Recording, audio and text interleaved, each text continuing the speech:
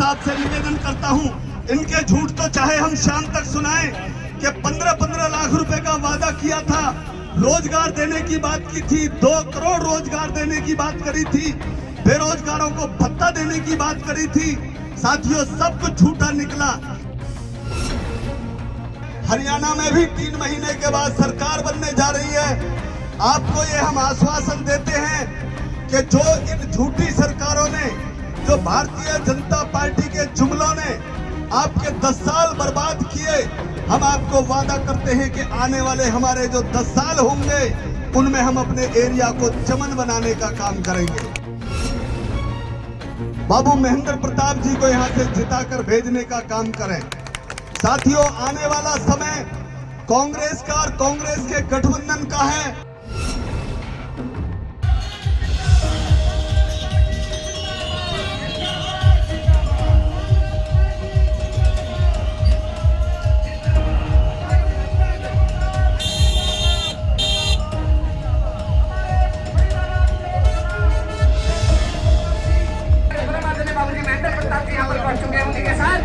हमारे तिगांव विधानसभा के पूर्व प्रत्याशी आदरणीय भाई ललित नागर जी, आदरणीय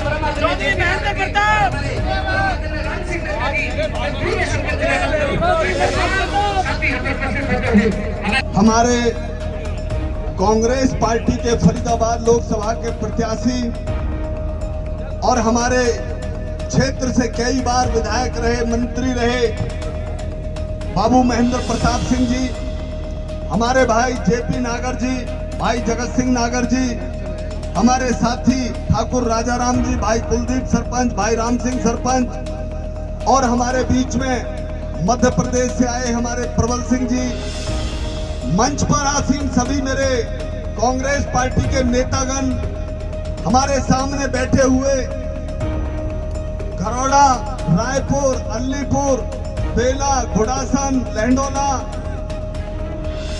मंझावली, चीरसी, तिगांव और भी कई गांवों की आई हुई सरदारी, सबसे पहले तो आप सबकी तरफ से आज हमारे इस घरौड़ा गांव में बाबू महेंद्र प्रताप जी आए हैं। मैं आप सबकी तरफ से इनका हार्दिक स्वागत करता हूं, अभिनंदन करता हूं।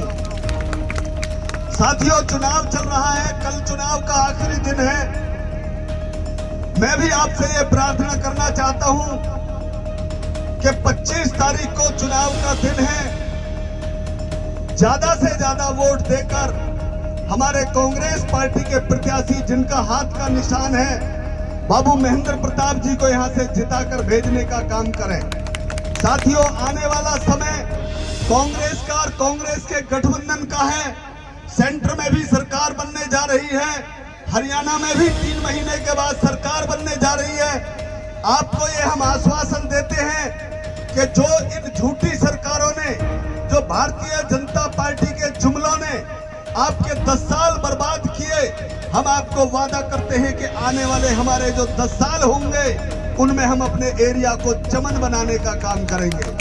साथियों, जब चौधरी भूपेंद्र सिंह हुड्डा की पीछे सरकार थी, बाबू महेंद्र प्रताप जी उसमें मंत्री थे। आपको याद होगा उस समय बदरपुर का हमारा ये फ्लाईओवर इनकी सरकार में बना था। दिल्ली से बल्लभगढ़ तक की मेट्रो रेल हमारी उस सरकार के अंदर बनी थी। ये IMT जिसमें आज हजारों बच्चे हमारे काम करते हैं, वो हमारे समय में बनी थी। चाहे दिल्ली से आगरा तक की रोड बनी, वो उस समय काम हुए। जितने आज हमारा ग्रेटर फरीदाबाद बना है, ये कांग्रेस की देन है, जो आज हमारा ग्रेटर फरीदाबाद ऊपर उठ के आया है।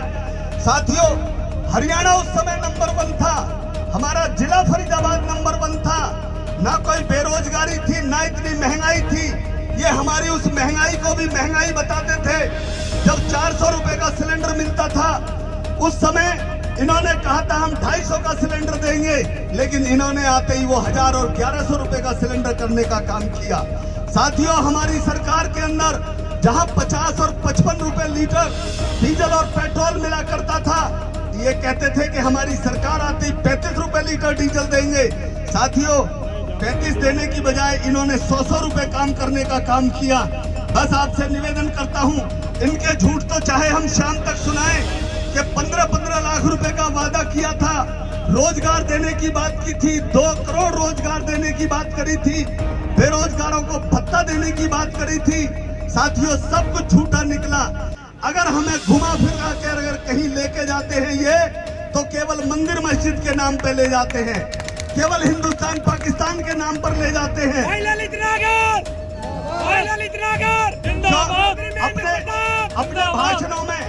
अपने भाषणों में खट्टर साहब या मोदी साहब या हमारे सांसद साहब क्यों नहीं अपने विकास कार्यों की बात करते? क्यों नहीं महंगाई की बात करते? क्यों नहीं बेरोजगारी की बात करते? क्यों नहीं हमारे फरीदाबाद में हुए भ्रष्टाचार की बात करते? क्यों नहीं हमारे फरीदाबाद को जो कहा था स्मार्ट सिटी बना देंगे, आज कबाड़ सिटी बना दी? क्यों नहीं उन मुद्दों पे ये बात करते? अगर उन मुद्दों पे बात करते हैं तो क्या कहते हैं कि मोदी जी को प्रधानमंत्री बनाना है, मोदी जी को प्रधानमंत्री बनाना है। अरे साहब, मोदी जी को तो 10 साल पहले भी बनाया था, जब उन्होंने क्या कर दिया। साथियों, आज अपनी बात छोटी करता हूं, हम 3-4 घंटे पहले ही लेट है, पूरे कैडे के गांवों में प्रोग्राम है। आपसे फिर निवेदन करता हूं कि आने वाली 25 तारीख को ज्यादा से ज्यादा वोट देकर और कांग्रेस पार्टी को जिताने का काम करें, महेंद्र प्रताप जी को जिताने का काम करें। आज मैं घरोड़ा गांव के अपनी कमेटी के साथियों का बहुत बहुत आभार और धन्यवाद करता